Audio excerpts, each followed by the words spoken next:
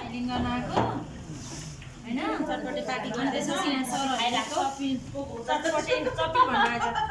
चटपटे बनाउने भन्नुभयो तर यहाँ पूजा मात्र भयो है चामल केही देखेन खै केही देखेन भुजा मात्रै देख्यो पूजामा त छ है बदम पनि गएको छैन एउटा पनि छैन बदम त हाम्रो पेटतिर नि फाल्नु पर्छ क्या हो यो त के नि हो अनि अब यो चटपटे चाहिँ हाम्रो म्यामहरुलाई विशेषली डेलिगेट गरेर बनाइदिएको हो भिडियो बनाउने म्यामहरुलाई धेरै पाइन्छ यो त काम लाग्छ पिरो पिरो चाहिँ छ यसमा छ